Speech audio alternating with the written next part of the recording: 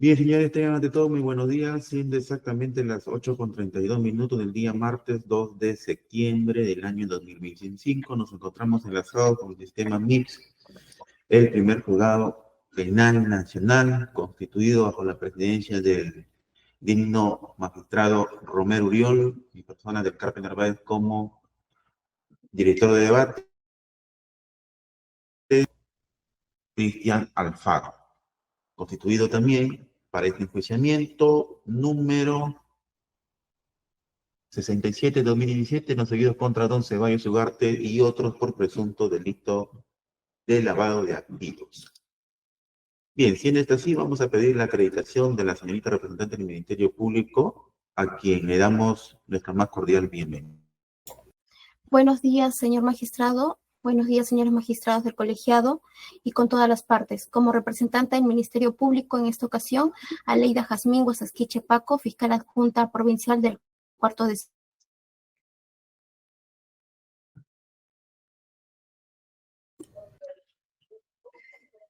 Parece que tiene un pequeño inconveniente con la doctora Aleida, ¿no? No hay problema. Doctora Migne, buenos días también. Buenos días, señor magistrado, y con todos los presentes, en representación de la Procuraduría Pública, Midney Ayala Aparicio, y le cedo el uso de la palabra también, doctora, a la interconsulta, por favor. Bien, gracias también, doctora. La doctora Madeleine, por favor. Buenos días, señor magistrado. Buenos días con todos. Madeleine Reyes Castelú, por la defensa del señor Ceballos Ugarte. Gracias. Gracias también, doctora. El doctor Castillo Borropal o alguien de ese estudio que lo represente. Buen día, señores magistrados. En representación de los señores Mercurio Higuaín y Tei del Águila, el abogado Luis Fernando Saucedo Gonzaga, defensa en equipo con el doctor Castillo Berrocal. Gracias. A usted, doctor, le agradecemos. El doctor Jorge Houston. Buenos días, doctor. Buenos días, señor magistrado. Buenos días con todas las partes conectadas a esta sesión. Jorge Houston Mesa de la Cruz y abogado señor Rory Nelson Rivas Joseph. Bien, por Odebrecht Ingenierías SAC, por favor. Señor director de debate, señor presidente, muy buenos días. Por la defensa de las empresas Odebrecht, Spitz Beteta Mancio, con datos ya consignados en sesiones anteriores. Muchas gracias. Gracias también, doctor. Y finalmente por JJC. Buenos días, señores magistrados. Por parte de JJC Contratistas Generales, la doctora Carla Cárdenas, 20.000, con datos consignados anteriormente. Bien, me parece entonces que ya estamos todos. Entonces, así, entonces damos por válidamente instalada la sesión y pasamos ya directamente con lo que tenemos que actuar. Doctora Leida, ¿dónde nos quedamos?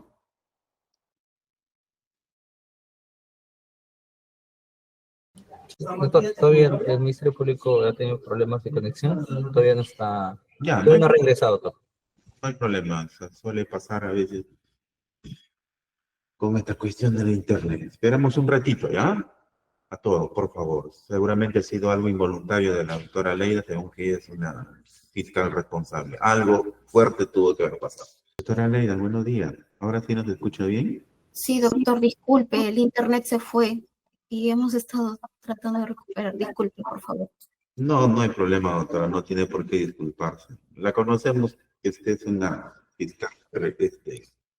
Gracias. Bien, doctora, ¿podría usted, por favor, acreditarse para que quede consignado, por favor, en el acta?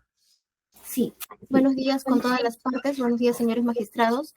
En esta ocasión, como representante del Ministerio Público, Aleida Jazmín Guasasquiche Paco, fiscal adjunta provincial del cuarto despacho del equipo especial. Gracias. Bien, en la sesión pasada estamos nosotros examinando la documental 43, la que está ubicada en el tomo 8, PDF 414. Quedó la réplica de la defensa. Correcto, Escuchamos. Desde el señor magistrado voy a compartir la... Precisamente nos quedamos.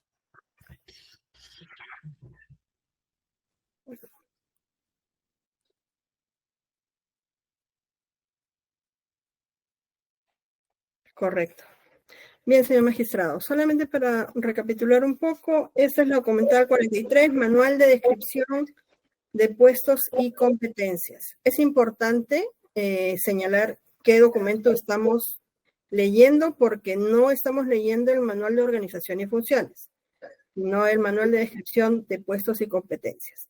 Habíamos leído en la sesión pasada por parte del Ministerio Público las funciones del presidente, quien no tiene funciones específicas respecto a la emisión de los CAOs, que es el objeto de la lectura de este instrumental.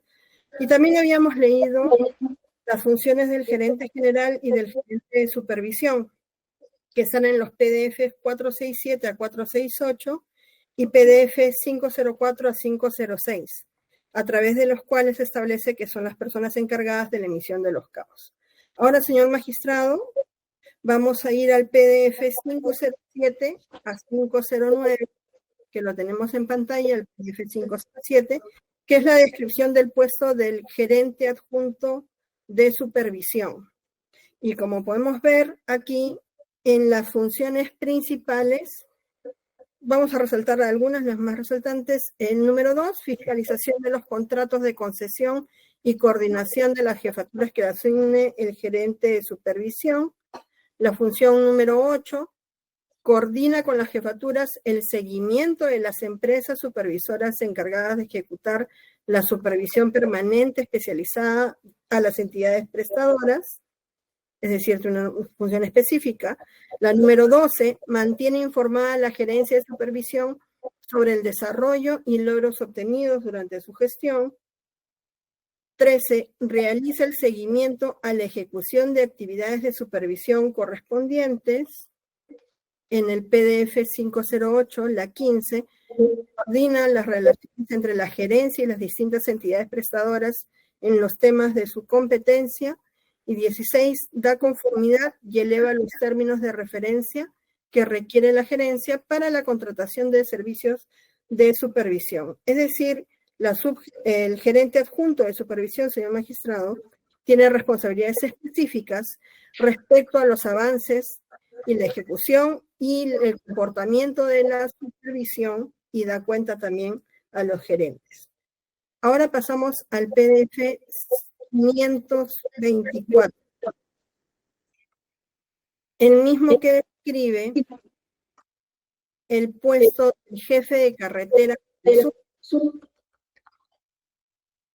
y tiene como actividades típicas funciones principales. Dice 1, coordina y participa con los supervisores de inversiones, supervisores económicos, financieros y supervisores de operaciones en la supervisión del cumplimiento de las obligaciones legales y contractuales referidas a las materias de inversiones económica, financiera y operaciones comprometidos por los concesionarios. 2, supervisar y coordinar con los supervisores de inversiones, supervisores de operaciones y supervisores económicos y financieros en la verificación del cumplimiento de la ejecución de las inversiones obligatorias y eventuales por parte de los concesionarios previstos en los contratos y en la normatividad vigente. B, la supervisión del cumplimiento de las cláusulas referentes a las inversiones en el mantenimiento y rehabilitación de la infraestructura concesionada. C, la supervisión del cumplimiento de las cláusulas referentes a los aspectos administrativos, económicos, financieros y comerciales y de acceso a la infraestructura concesionada. H, la supervisión de la ejecución de proyectos de inversión por parte de las entidades prestadoras en la infraestructura concesionada. También dentro de sus funciones, 4, dirige y controla la ejecución del plan anual de supervisión y los procesos de supervisión a las entidades prestadoras de todas las metodologías, técnicos, reglamentos y procedimientos establecidos en lo referente a la materia de supervisión de inversiones económica, financiera y de operaciones. 6, dirige y controla la elaboración de los informes de supervisión a las entidades prestadoras, consolida la información y discute las observaciones y conclusiones. Verifica el seguimiento de la implementación de las recomendaciones correspondientes. En el PDF 525, 7, dirige y coordina la elaboración de estudios técnicos a la infraestructura que se efectúen para verificar los aspectos relacionados a la materia de supervisión de inversiones, supervisión económico-financiera y supervisión de operaciones. 9, realiza el control y seguimiento de las empresas supervisoras encargadas de ejecutar la supervisión permanente especializada a las entidades prestadoras en la materia de inversiones económica, financiera y de operaciones. 14. Da conformidad a las actividades de supervisión correspondientes, coordina y dirige la ejecución de las mismas y es el seguimiento respectivo en lo referente a la materia de inversiones económicas, financieras y de operaciones. Y 21. Realiza sus actividades que le sean asignadas por su jefe inmediato y que permita cumplir con los objetivos del puesto. Esta función, señor magistrado, del jefe de Carretera Sur también tiene funciones específicas y directas relacionadas con las supervisoras. Ahora nos vamos al PDF 537. El mismo que describe el puesto de supervisor de inversiones 1. Y dentro de sus actividades específicas, actividades típicas, funciones principales, uno, supervisa el cumplimiento de las obligaciones legales y contractuales referidas a las inversiones de infraestructura comprometidas por los concesionarios. 5. Coordina con los concesionarios el reporte oportuno de la información necesaria para la supervisión de las obligaciones en materia de su competencia. 6.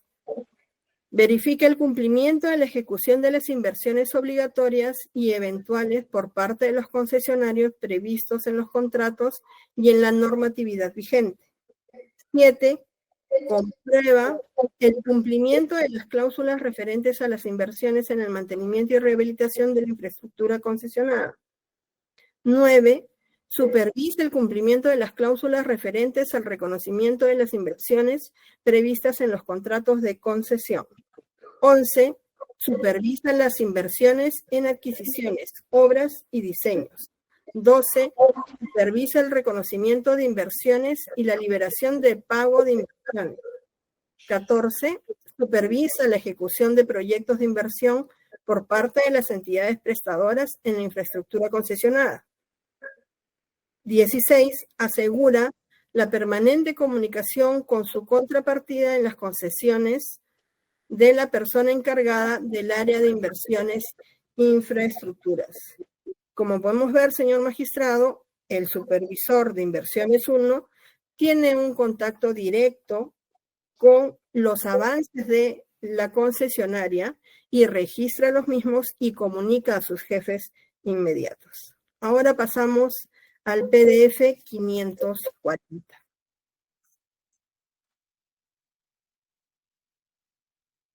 Es el supervisor de inversiones 2. Y dentro de sus funciones está 1. Apoya la supervisión del cumplimiento de las obligaciones legales y contractuales referidas a las inversiones, infraestructura comprometidos por los concesionarios. 5. Coordina con los concesionarios el reporte oportuno de la información necesaria para la supervisión de las obligaciones materiales de su competencia. 6. Apoya la supervisión del cumplimiento de la ejecución de las inversiones obligatorias y eventuales por parte de los concesionarios previstos en los contratos y en la normatividad vigente. 7. Apoya la supervisión del cumplimiento de las cláusulas referentes a las inversiones en el mantenimiento y rehabilitación de la infraestructura concesionada. 8. Apoya la supervisión del cumplimiento de las cláusulas referentes al reconocimiento de las inversiones previstas en los contratos de concesión. 9. Apoya la supervisión de las inversiones de adquisiciones, obras y diseños. 10. Apoya la supervisión del reconocimiento de inversiones y la liberación de pago por inversiones. 12. Apoya la supervisión de la ejecución de proyectos de inversión por parte de las entidades prestadoras en la infraestructura concesionada. 14. Asegura la permanente comunicación con su contrapartida en las concesiones de la persona encargada del área de inversiones e infraestructura. Como podemos ver, señor magistrado, el supervisor de inversiones 2 es un funcionario que además de estar pendiente de los avances, también es un enlace de coordinación con las entidades prestadoras y con la concesionaria. Ahora pasamos al PDF 542. El mismo que describe Las actividades típicas, funciones principales del supervisor de inversión 3. Que tiene como actividades típicas funciones principales. 1. Apoya la supervisión del cumplimiento de las obligaciones legales y contractuales referidas a las inversiones e infraestructura comprometidos por los concesionarios. 5. Coordina con los concesionarios el reporte oportuno de la información necesaria para la supervisión de las obligaciones en materia de su competencia. 6. Apoya la supervisión del cumplimiento y la ejecución de las inversiones obligatorias y eventuales por parte de los concesionarios previstas en los contratos y en la normatividad vigente. 7. Apoya la supervisión del cumplimiento de las cláusulas referentes a las inversiones en el mantenimiento y rehabilitación de la infraestructura concesionada. 8. Apoya la supervisión del cumplimiento de las cláusulas referentes al reconocimiento de las inversiones previstas en los contratos de concesión. 9. Apoya la supervisión de las inversiones en obras y diseños. 10. Apoya la supervisión del reconocimiento de inversiones y la liberación de pago por inversiones. 12. Apoya la supervisión de la ejecución de proyectos de inversión por parte de las entidades prestadoras en la infraestructura concesionada. 14. Asegura la permanente comunicación con su contrapartida en las concesiones de la persona encargada del área de inversiones e infraestructuras. 15. Realiza otras actividades que le sean asignadas por su jefe inmediato, las mismas que pueden incluir la supervisión de operaciones que permita cumplir con los objetivos de la gerencia. ¿De qué gerencia? De la gerencia de supervisión, porque estaba a su... Entonces, junto con el supervisor 1, 2 y 3, también tiene funciones ejecutivas vinculadas a acreditar los avances de la obra, las comunicaciones y ser enlace con las gerencias. Ahora pasamos, señor magistrado, al PDF 550.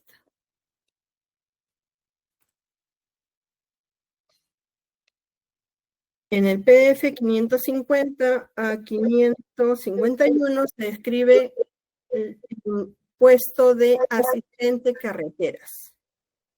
Dentro de las actividades típicas, tiene 1, apoya la supervisión del cumplimiento de las obligaciones legales y contractuales referidas a las inversiones infraestructura comprometidos por los concesionarios. 5, coordina con los concesionarios el reporte oportuno de la información necesaria para la supervisión de las obligaciones de su competencia. 6. Apoya la supervisión y cumplimiento de la ejecución de inversiones obligatorias y eventuales por parte de los concesionarios previstas en los contratos y en la normatividad vigente. 7. Apoya la supervisión del cumplimiento de las cláusulas referentes a las inversiones en el mantenimiento y rehabilitación de la infraestructura concesionada. 8. Apoya la supervisión del cumplimiento de las cláusulas referentes al reconocimiento de las inversiones previstas en los contratos de concesión. 9. Apoya la supervisión de las inversiones de adquisiciones, obras y diseños. 10. Apoya la supervisión del reconocimiento de inversiones y la liberación del pago por inversiones. 12. Apoya la supervisión de la ejecución de proyectos de inversión por parte de las entidades prestadoras de la infraestructura concesionada. Y 14. Asegura la permanente comunicación con su contrapartida en las concesiones de la persona encargada del área de inversiones e infraestructuras. Este asistente de carreteras es un funcionario de apoyo justamente a los supervisores y que también es parte de la gerencia de supervisión. Y finalmente nos vamos al PDF 559,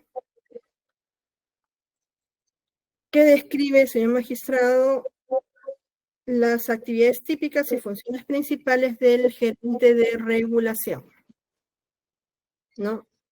Y aquí, básicamente, señor magistrado, es para acreditar que no tiene ninguna participación en la emisión de los CAOs. 1, dice, desarrolla y propone lineamientos de políticas, normas regulatorias, criterios, principios y metodologías de los componentes económicos de los contratos y de la explotación de la infraestructura a cargo de las entidades prestadoras del ámbito de OCITRAN, así como para la evaluación del cumplimiento de los principios de su ámbito que sustentan el quehacer de la institución. Desarrolla los estudios tarifarios de fijación y revisión que se realizan de oficio y se pronuncian respecto a las solicitudes tarifarias a solicitud de la entidad prestadora, así como las normas para su aplicación y supervisión. 3. Asegura el marco de acceso dentro de las entidades prestadoras. 4. Coordina, propone e implementa normas generales para la aplicación de los sistemas conducentes a un mejor análisis de la marcha financiera y operativa de las entidades prestadoras que faciliten la separación de costos entre operaciones de explotación, de infraestructura y prestación de servicios en los casos de integración vertical. 5. Dirige, coordina, propone e implementa normas generales que establezcan lineamientos, procedimientos y criterios para la implementación de contabilidad separada a ser aplicados a las entidades prestadoras y los mecanismos que sean necesarios. 6. Dirige, coordina y controla la realización de estudios e investigaciones de monitoreo de los mercados bajo la competencia de OSITRAN a fin de proponer estrategias y políticas de promoción de la competencia y eficiencia.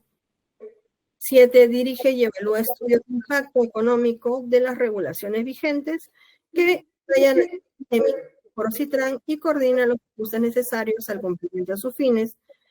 8. Dirige y coordina la realización de estudios sobre la evolución económica y financiera de las entidades prestadoras a fin de proponer los mecanismos que optimicen el sistema de regulación de OSITRAN.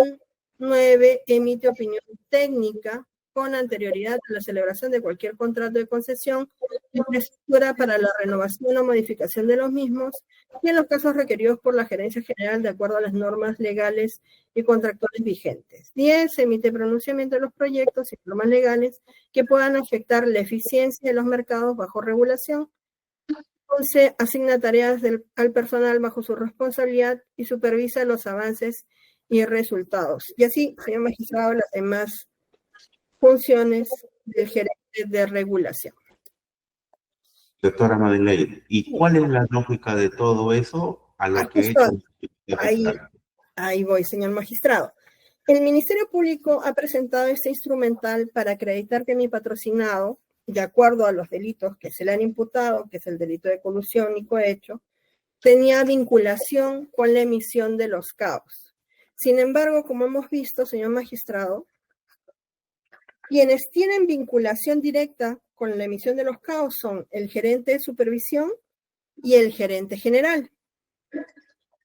Estos señores, en la época, que estaban en la época de mi patrocinado, que habían sido nombrados, han concurrido al plenario y han señalado que en ningún momento han sido presionados de alguna manera por mi patrocinado para la emisión de los CAOs, ni han recibido ninguna dirección para los mismos, para el aceleramiento que es la imputación. Mi patrocinado, conforme aparece en el PDF 422, no tiene funciones directas respecto a la emisión de los CAOs.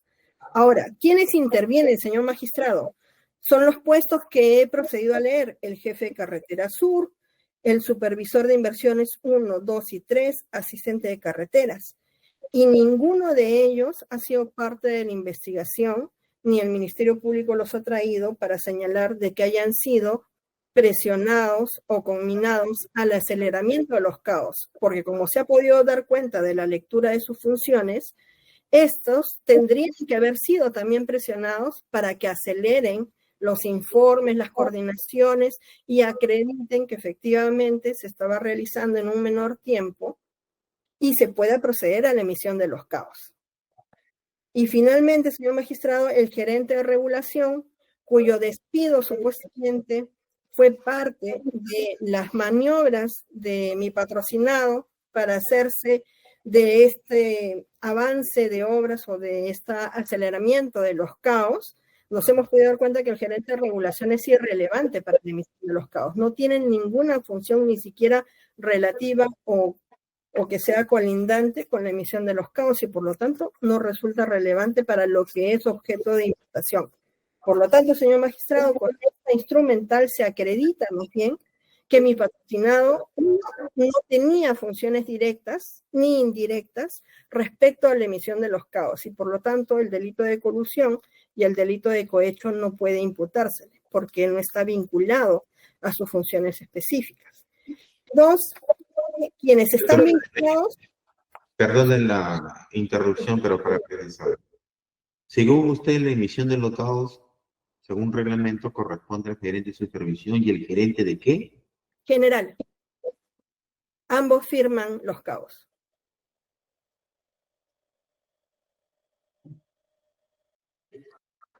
Continúe, por favor. Sí, señor magistrado. Entonces, mi patrocinado no tiene vinculación directa, ni tiene funciones específicas ni indirectas respecto a la emisión de los CAOs.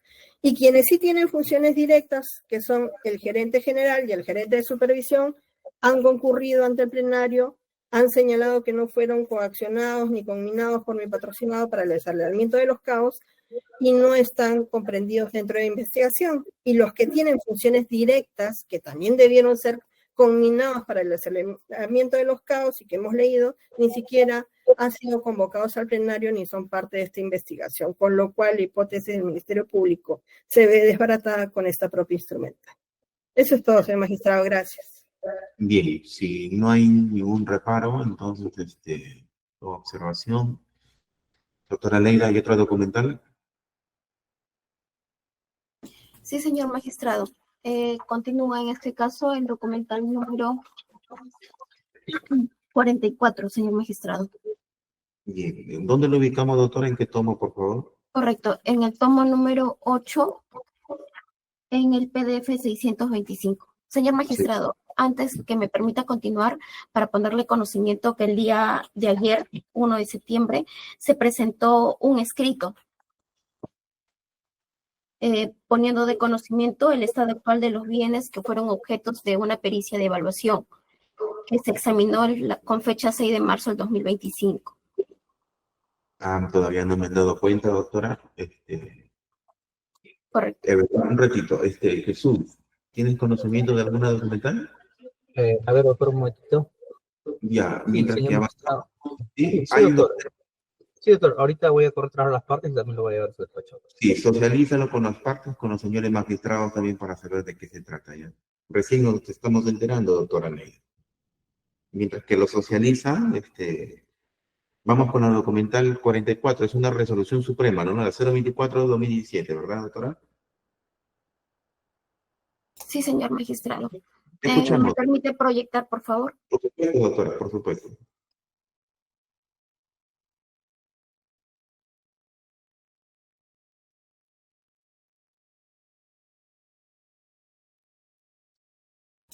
Correcto, señor magistrado. El presente documental corresponde a la Resolución Suprema número 024-2007-PCM de fecha 7 de febrero del 2007, emitido en este caso por el entonces presidente constitucional de la República, Alan García Pérez, y los ministros en ese momento, el presidente del Consejo de Ministros, el ministro de Economía y Finanzas y la ministra de Transportes y Comunicaciones. En la presente resolución, señor magistrado, vamos a poder ver el primer párrafo del considerando, donde indica que el inciso, que conforme el inciso 5 del artículo 6 de la ley 27332, Ley Marco de los Organismos Reguladores de la Inversión Privada en los Servicios Públicos, establece que la designación de los miembros del Consejo Directivo de los organismos reguladores es por un periodo de 5 años.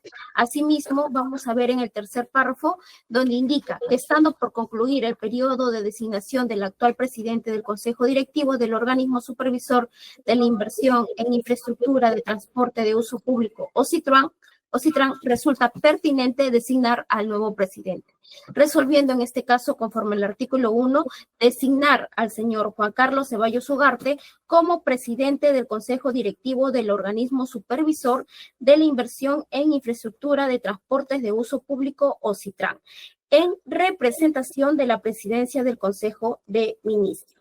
En este caso, señor magistrado, el presente documental nos demuestra el cargo que ejercía el señor Juan Carlos Ceballos Ugarte en el año 2007, circunstancia en la que se encontraba para ese entonces, correlativamente contemplado a los demás medios probatorios que se han presentado, las funciones que tenía a su cargo. En este caso se puede evidenciar que es el máximo representante jerárquicamente en Ocitran desde el año 2007, condición que le permitía en este caso ejercer los delitos que se le imputa, como es el delito de colusión y cohecho pasivo impropio, que se estipula en el hecho número 1 y hecho número 2 de la presente acusación.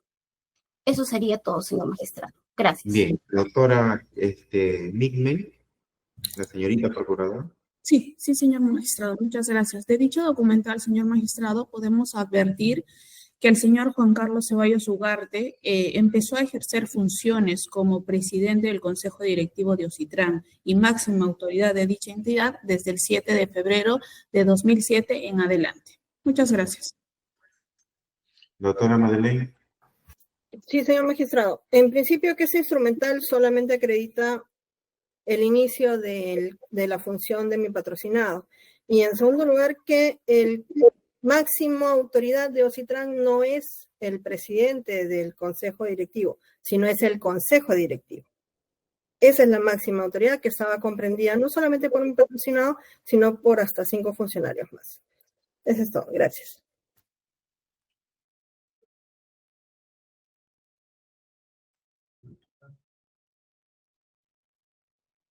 Bien, pasamos a la siguiente documental, doctora Leida, sería la documental 45. Sí, señor magistrado. El documental número 45 en el PDF 626. Vamos a poder visualizar el PDF 626 en el tomo 8. Sí, ya lo ubiqué, doctora. El Parlamento Andino dice, ¿no? Exacto. Y también vamos a poder ver esta pieza en el tomo número 9. Se repite, mejor dicho. No, empezamos en el tomo número 8.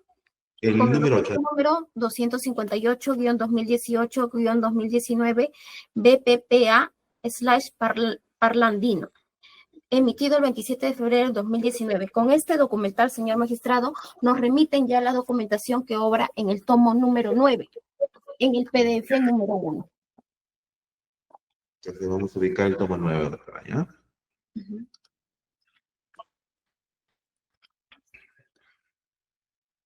Ya, y en el tomo 9, ¿en qué PDF está, por favor? PDF número 1, señor magistrado. 11. 1. 1, perdón. Sí. Ah, en la continuación. Ya está. Sí, doctor. Lo tengo. En el PDF número 1, como podemos ver, nos indican que remiten, en este caso, los documentos que contienen la firma del señor Juan Carlos Ceballos Ugarte. En su mayoría corresponden, nos indican, a cuentas de cobro, informes de actividades, así como los contratos de prestación de servicios que sostuvo con ese organismo. En este caso es el Parlamento Andino y es un documento emitido de Bogotá el 6 de marzo del 2019, por el país de Bogotá el 6 de marzo del 2019, por el secretario general Parlamento Andino, el doctor Eduardo Chilinquinga Mazón. Vamos a poder ver, señor magistrado, en el PDF número 3 y en el PDF número 5. El PDF número 3, donde es un informe de actividades del 1 al 30 de junio del 2015, emitido en este caso en Bogotá el 30 de junio del 2015 por el señor Juan Carlos Ceballos Ugarte en su condición de director del Instituto de Altos Estudios sobre la Investigación y el Desarrollo Legislativo. En este caso, él da cuenta las funciones que ha ejecutado durante ese periodo, que indica revisar documentos de gestión del Parlamento Andino, sistematizar un nuevo reglamento general del Parlamento Andino para su implementación correspondiente y coordinaciones de instalación del mismo. Asimismo, vamos a poder ver en el PDF número 5 otro informe de actividades, en este caso del 1 al 30 de septiembre del 2015, también emitido en Bogotá el 30 de septiembre del 2015 por el señor Juan Carlos Ceballos Ugarte, asesor, en este caso, Secretaría General del Parlamento Andino, donde también indica la elaboración de documentos en dicho evento, las funciones que desempeñó, las coordinaciones y las reuniones que sostuvo dentro del contrato de prestación de servicios que brindó a esta institución. Asimismo, y correlativamente a ello, vamos a poder ver en este caso en el PDF número 4, señor magistrado,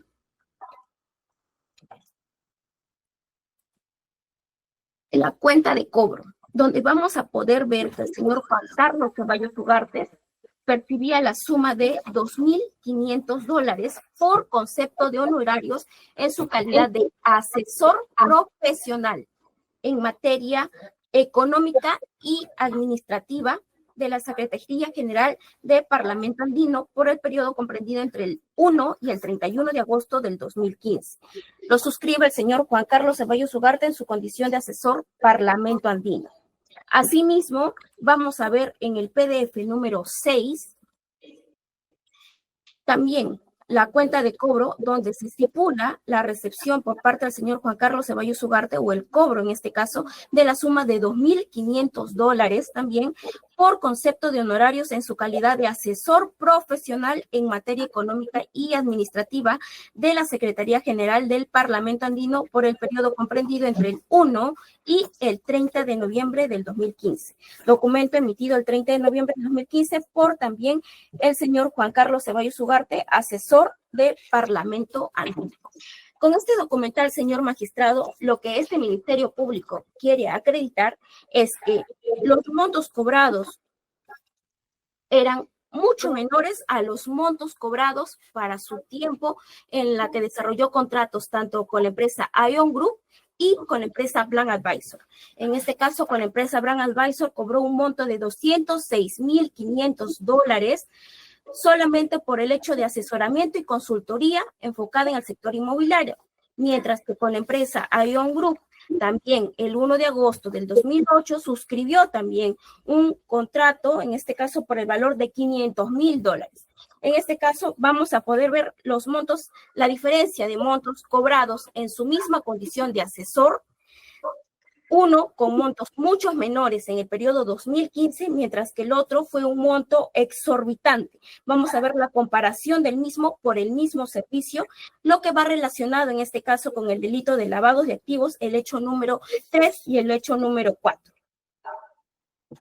Vamos a ver que los montos cobrados no era por una suma, no lo desarrollaba exactamente por una función neutral, sino por hecho de relevancia penal que se demuestra con los contratos, en este caso simulados, que va también en correlación con la pericia emitida, en este caso, la pericia de informe pericial emitida por el perito Tomás Timoteo Cosco Rosas, donde evidencia, en este caso, que dichos contratos fueron simulados, mientras que vamos a poder ver que los contratos realizados por el señor en su mismo cargo en el año 2015, los montos eran muchos menores. Eso sería todo, señor magistrado. Muchas gracias, doctora. Le comprendimos. ¿La doctora Mingmen quiere agregar algo? Sí, señor magistrado. De dicho documental podemos advertir que el señor Juan Carlos Ceballos, una vez retirado de la presidencia de Oxitrán, podemos advertir que trabajó en el Parlamento Andino, esto en junio y agosto de 2015, en los cargos de director del Instituto de Altos Estudios sobre la Integración y como asesor profesional. Lo otro que queremos resaltar, señor magistrado, es que en el tomo 9 del PDF 2 al 6 podemos advertir en la parte inferior la firma del señor Ceballos que seguramente la defensa va a pretender cuestionar que le pertenezca a su patrocinado.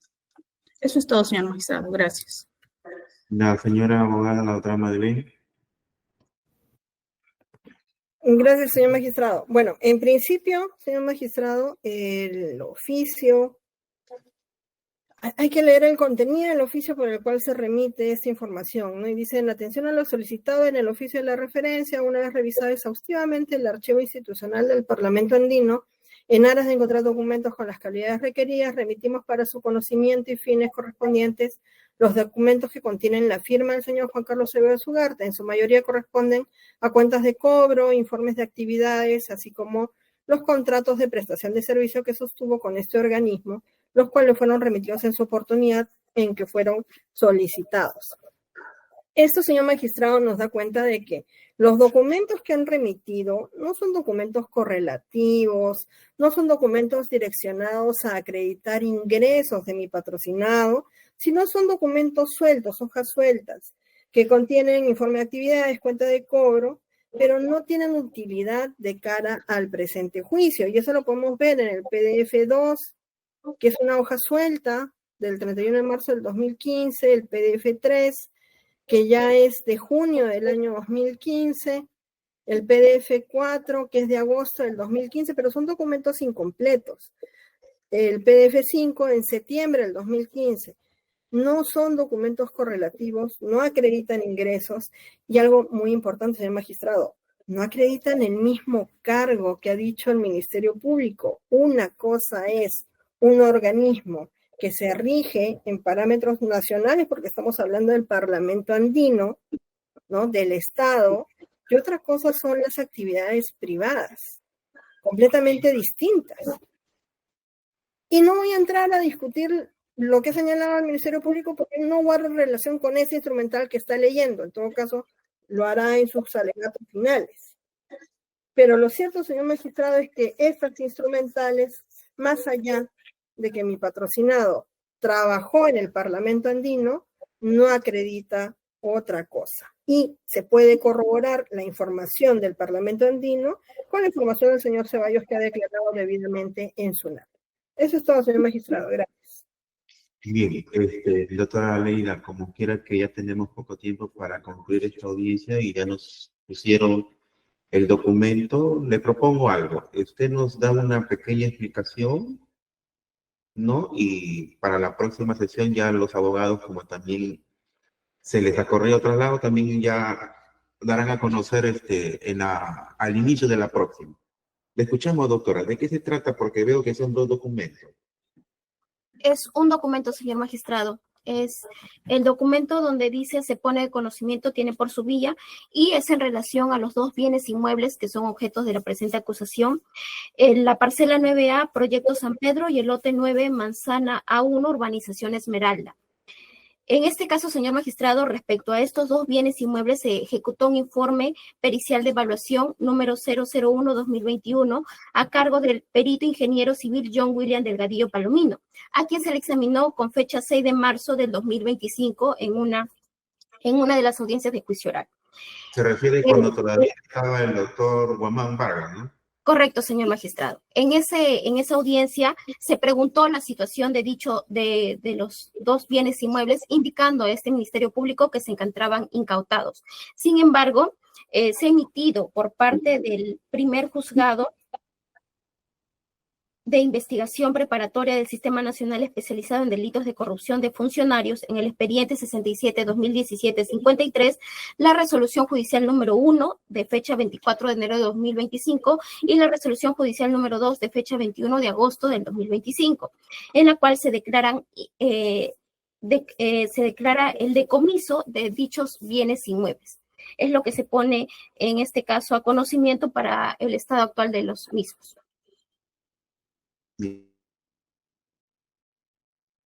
Tratando algo también. Esto lo voy a discutir con los señores magistrados que también integran este despacho. Usted sabe, hay un nuevo juez que está integrando acá y no ha tenido conocimiento de el examen y el contraexamen de una prueba fundamental en estos casos. Entonces, eso lo voy a discutir para ver la posibilidad de repente al final de nosotros ampliar ese examen, ¿no? Y sobre todo para hacer ese tipo de precisiones que usted nos está dando cuenta que me imagino que para la Fiscalía también es importante también, ¿no? Bien, entonces, todavía me parece que tenemos 10 minutos más, podemos hacer una documental más, entonces a la doctora Madeleine, a la doctora Mille y a los que quieran intervenir para la próxima sesión nos pueden hacer llegar los alcances respecto de esta documental, ¿ya? La idea es darle a todos la oportunidad de que puedan agenciar de los documentos y hagan sus réplicas con propiedad.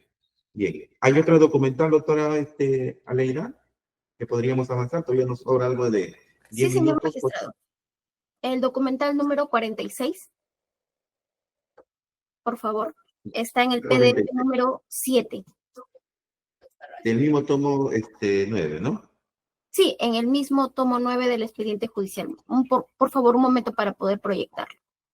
El 7 me dijo, perdone, doctora, sí. 7, Sí, ¿no? PDF número 7. Sí, señor magistrado. Momento de Irsa Sur. A ver, escuchamos, doctor. Jesús, la próxima sesión, según la agenda, es Sí. para el día... A ver. 12. Sí, 12 de Viernes 8:30 a 9:30. Sí, el mismo horario que el día de hoy, doctor.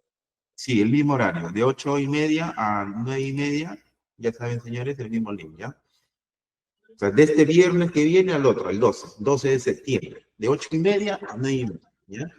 Por si acaso. Correcto, señor magistrado. Si me permite, por favor.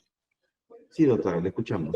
El medio probatorio que a continuación se proyecta es la carta número 365 CIST 3-V, emitida en este caso por la señora Lourdes Luisa Carreño Carcelén, como representante de la concesionaria Interoceánica Sur Tramo 3 S.A. En este documento, señor magistrado, vamos a poder ver en el primer párrafo que nos mandan o nos dan el alcance de la información solicitada respecto al periodo de ejecución de las obras del contrato que culminó el 31 de diciembre del 2010. Fecha en la que tenemos conocimiento se dieron los pagos por parte de Odebrecht. Vamos a poder ver en el numeral número 2 que nos informa la empresa Odebrecht que la persona con poderes suficientes para que represente a la sociedad ante el OCITRAN, entre otras autoridades, era el señor Luis Alberto de Meneses Güell. Asimismo, vamos a poder ver en el numeral número 5 que las personas con facultades técnicas y de representación ante el OCITRAN en cualquier trámite o gestión realizada con el contrato de concesión en las zonas de ejecución de obras fueron Luis Martín Catarino Gordilo, Winston Villagómez Monteros, Sergio Nogueira Panicali, Marcos Felipe de Aragao Fernández y Sergio Viago Carolo. Con esto, señor magistrado, el presente documental está relacionado con el hecho número 1 y hecho número 2 de la presente acusación, en las cuales se le acusa al señor Juan Carlos Ceballos Ugarte por el delito de colusión y por el delito de cohecho pasivo impropio. En este caso, nos ratificamos en el sentido de las coordinaciones y los acuerdos que se ejecutaron en el periodo en el que el señor Juan Carlos Ceballos Ugarte era presidente ejecutivo de CITRAN con el señor Luis Alberto de Meneses Güell, tal como se puede desprender y que va a ser posterior a evaluación en las declaraciones emitidas por como funcionario de Odebrecht y también por la declaración del señor Sergio Nogueira Panicali en su condición también de funcionario de Odebrecht. Eso sería todo, señor magistrado. Ya, el señor Meneses Güell y el otro es... Sergio Nogueira Panicali. Bien. Doctora Migne. Sí, señor magistrado, respecto a dicho documental, nos adherimos a lo ya precisado por el Ministerio Público. Gracias. Y la doctora Madeleine. Gracias, señor magistrado. En principio, para leer, aquí dice en el punto 1 de este oficio, dice, los gerentes generales fueron los señores Luis Fernando de Castro Santos y el Huberto Martorell. En el punto 5 dice, las personas con facultades técnicas y de representación ante OCITRAN, entre otras entidades, en cualquier trámite o gestión realizada con el contrato de concesión en las zonas de ejecución de obras fueron Luis Martins Catarino Gordiño, Winston Villagómez Montero, Sergio Noguera Panicali, Marcos Felipe de Aragao Fernández y Sergio Viallo Carolo. Es decir, señor magistrado, no eran funciones únicas ni personas específicas, sino que están dentro del marco de personas que tienen además representación técnica. Pero hay que precisar, señor magistrado, que este documento se refiere únicamente al tramo 3 de la carretera Irsa Sur, no comprende el tramo 2. Entonces, en la misma carta, y ya lo habíamos advertido en otros documentos de Odebrecht, en la misma carta, cuando se habla del señor Meneses Güell, se refiere a que tiene poderes para representar a la sociedad y se refiere al tramo 3 de Irsa Sur y habla no solamente de OCITRAN, sino entre otras autoridades o entidades.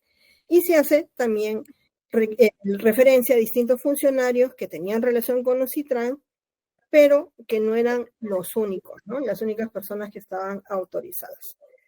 Y por lo tanto, señor magistrado, no se acredita pues una función pública, ni mucho menos esta carta acredita lo que es objeto de imputación del Ministerio Público, que esta señora que tenía alguna vinculación con mi patrocinador. Eso es todo, gracias.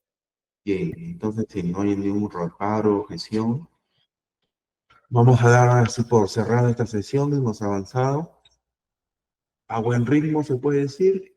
Vamos entonces para la próxima sesión de doctora. Ya he dicho, ¿ya? El día 12 de septiembre, 8:30 de la mañana, ¿ya? De más está decirles, señores, que la presencia es de carácter obligatorio. Puede suceder algunos inconvenientes por el tema del internet, pero la idea es avanzar, ¿ya? Bien, si no hay ninguna otra situación o adición de parte de mis colegas, entonces, siendo las 9:25, cerramos la sesión. Muy buenos días a todos, ¿ya? Bendiciones. Buen día, gracias.